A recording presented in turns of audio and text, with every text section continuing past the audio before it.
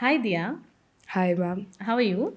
I am fine. How are you? I'm good, thank you. So, Dia, tell me about the skills you are learning and also why do you think skills are important for anybody?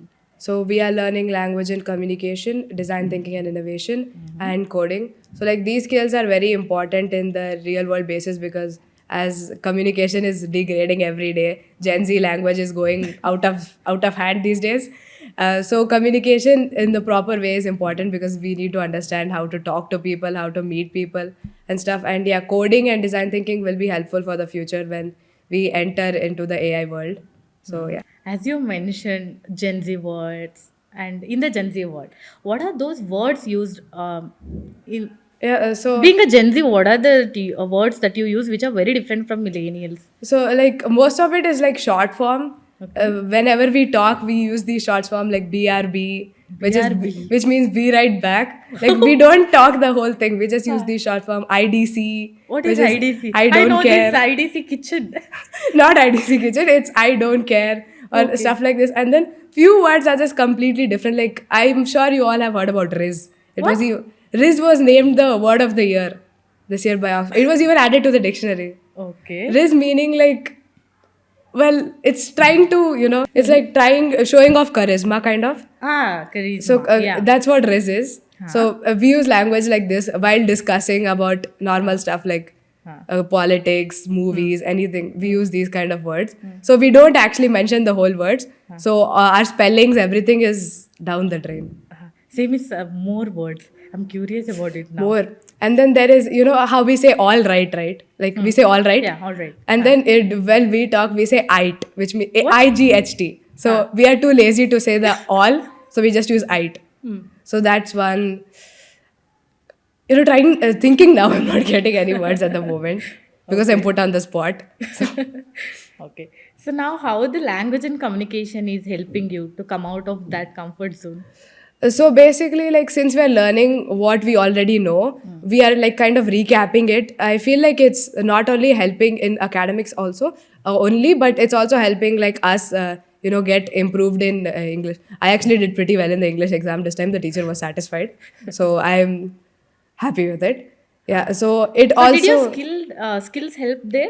yeah, because most of the time we overlook the basics, we completely walk over it, and we are too unbothered to know what is the use of articles, where do we put articles and all. We just write it in a flow, like so we make a sentence. Ram went there. Why did Ram go there? Why is the sentence that is like made as this? Why can't it be went there, Ram? We don't know all that. We just write it because we learnt it like that. So why do we write it like that now? Since we're learning it, it comes of use in understanding the structure and everything. So the language and communication skill is also Yes, helping you to yeah. Like understand since we are subject better. going from the base, we know what is going on and how it has propagated further. So this helped you in your academics Yes. also. Are you curious to learn more about the skills that Yeah, you are because already learning? it is very interactive and it's very nice. And every week we have a period to sit and learn Lipsu. So it's pretty fun. We actually wait for it to come. Very nice, very nice. Okay. So now, as you told, these skills are helping in your academics also. In upcoming days, if you want to continue with any skill, which skills you want to learn?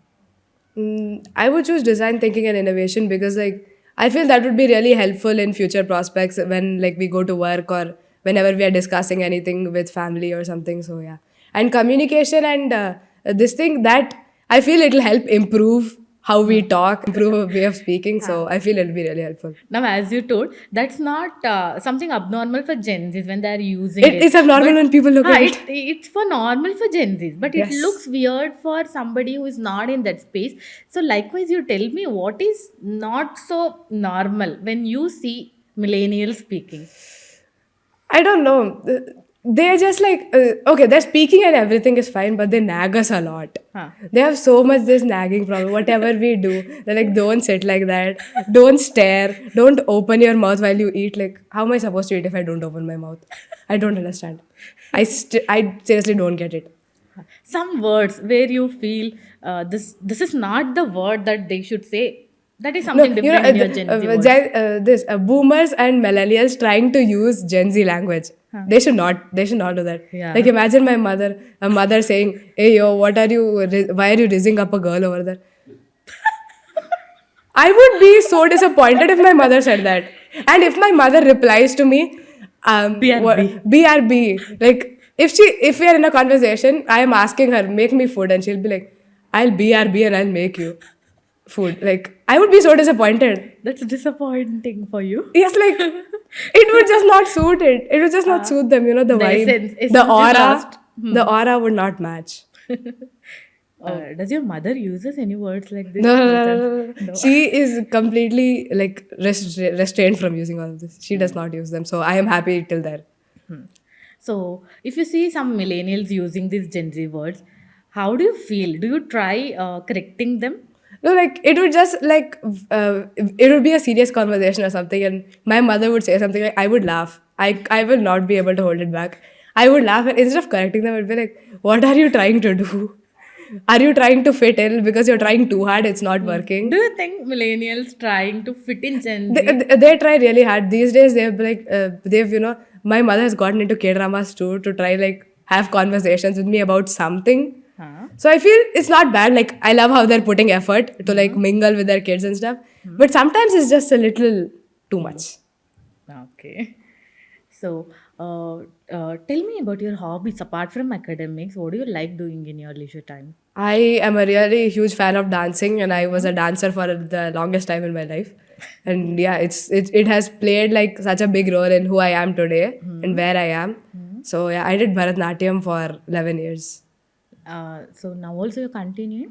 No, due to a few reasons, we have stopped it for now. So I learned for a really long time though. Okay. So now do you also do the stage performances? Yeah, sometimes like whenever the school does any Bharatanatyam or anything, I try my best to participate. But outside by my own, that's very rare because we're obviously in ninth grade, so I'm very busy and completing notes.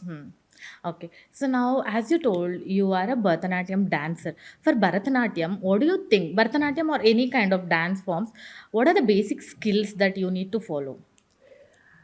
First thing is they before skills they should have commitment.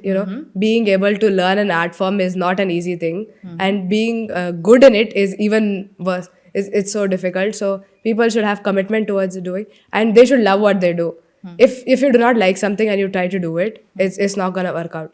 So you should love what you do, and you should be able to understand the rhythm and understand why you are doing it, like the reason behind this, and like the dance skill itself, it is not that hard to learn. What comes is why you are learning it, for what are you learning it. That is the difficult part. And yeah, dance is something anybody can learn. You just need to put effort and practice and yeah, work towards it. Okay. First, you need to like what you're Yes. learning, then the learning becomes Easier. easier, and also you'll enjoy the process. Yes. Otherwise, it feels like a burden. What do you want to become? I am leaning towards engineer for now, but I might change my mind. I might not. I am not sure. That is for the future to hold. Yeah, so I'm leaning towards engineering. Why I want to is that it's because my mom and dad both are engineers. They go to work every day. They come back. They do all these meetings and discussions, and like I think it's super cool, like working with machines and all that. Because machines don't run by themselves. They need somebody to feed them the stuff, spoon feed everything so that they can run. And they make life easier anyhow. So I find them pretty interesting. So yes, that When you're is it. telling few things and machines makes your life easier, you also spoke about AI. Yes. How is that making life easier? AI is practically just your machines trying to replicate what humans do, and it's just trying to replicate a human mind. So I feel like that will come off really good. Yeah, recently I watched a movie of that Jennifer Lopez one. I'm not sure about the name, but it had this robot called Smith, where if you use a neural link and connect with it, they went to war with this another AI machine which was created by her mother. So I feel like if you are able to sit in a robot and communicate with it, that's like super cool, and I can see it happening in the future, like some AI taking over the world, and then humans connecting with AI itself again to fight with another AI. So I think that I can see it a bright possibility of that happening. So What are the threats you're seeing and what are the possibilities? no, what are the possibilities is that a human like when many humans feed something, many humans would have different thoughts and all that different opinions. So when one machine gets to know everything, it would practically know the ways of a human and how a human would think, right? So it will not be difficult for it to manipulate it. Like in the movie, they showed that Jennifer Lopez's mother created a robot, and that robot ended up taking over the world and making other robots evil too. It had this desire to control all the humans. Like, we made you, why would you control us? We fed you information, we programmed you so well, we made you, so why would you control us? We made you to help us, like make life easier and make life better. So I feel like if they don't take over the world, then that's a really big achievement. That's a threat. So, what are the possibilities and advantages that you see? Advantages would be like, simplifying many complicated stuff, like, making this thing rockets and stuff. If humans sit and do it, it'll take them a really long time. It'll be really difficult. But like if you make an AI do it, it'll be quicker and it'll be more accurate. Accurate. And we can run it through various programs and stuff to check how well it will do. And like AI can also give us like, how do you say it, results on how it can be better, or how the future models can be even more proficient than the before ones. So I feel it will be of really good use in the screening process. Uh-huh. Do you use ChatGPT? Yes. Every day, every homework. Every homework? Malab, not every homework. Like I would do it, but then just to check how, Just to check the level corrections. it is at. Yeah. Okay. So now tell me, somebody who is learning through ChatGPT, or maybe engineers and doctors who will be passed with ChatGPT, tell me what is a threat? No, like, see, ChatGPT doctors, ChatGPT engineers, they go into the real world. It's gonna be a mess. Like, imagine a doctor who graduated with ChatGPT doing open heart surgery over there. We don't know if they'll take out the heart or some kidney from inside. We seriously don't know. And then engineers constructing these, very big rockets, this houses and all. We don't know if the house will stand up straight or it'll be sleeping on the floor.